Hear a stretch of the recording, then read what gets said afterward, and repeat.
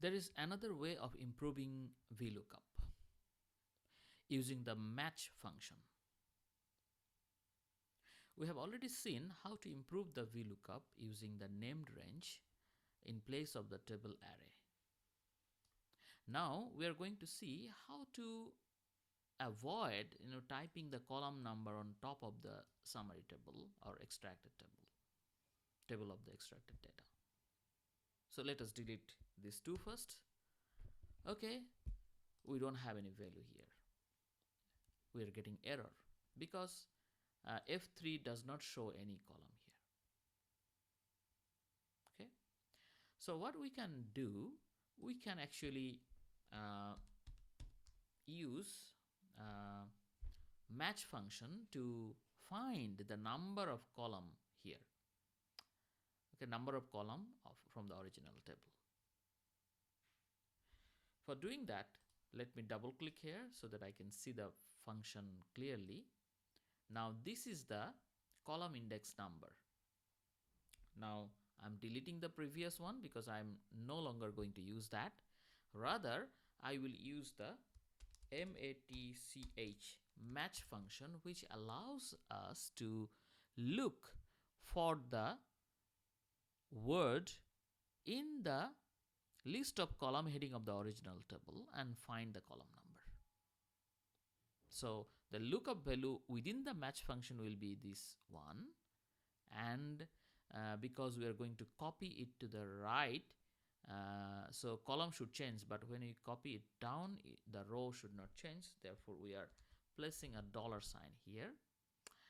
Then after F4, that is lookup value, then lookup array, that means where should it look for this word customer to find the serial number within the column heading list. So this is the range.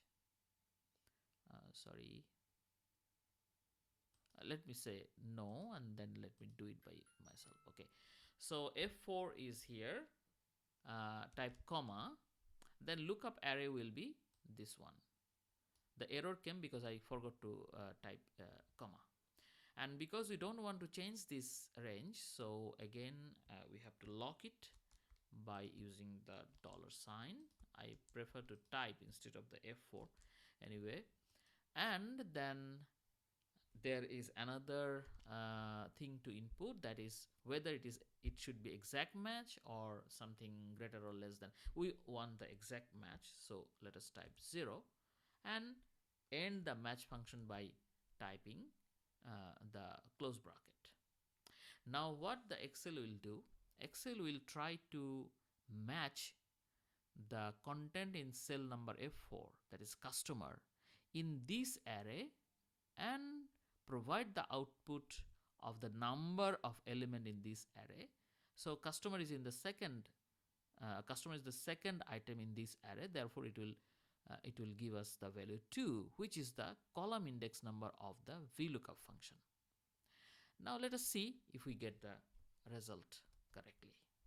You can see in April we have C, customer C, we have got it. Now let us copy to the right and copy down, and we can see that the things are okay. D 5750, and in July we have C 500. Okay, thing is very well done. The benefit of using this match function is, let's say we are changing customer, we are changing the place. So we delete this one and delete this one also. Now we type customer here and receivables here.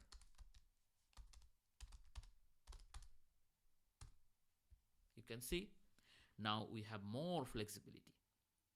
Okay, we don't have to follow the same order of the original table. This is the beauty of using match along with the VLOOKUP function. I hope that you will be able to use the VLOOKUP in more efficient way using the match function. Thank you very much for watching this video.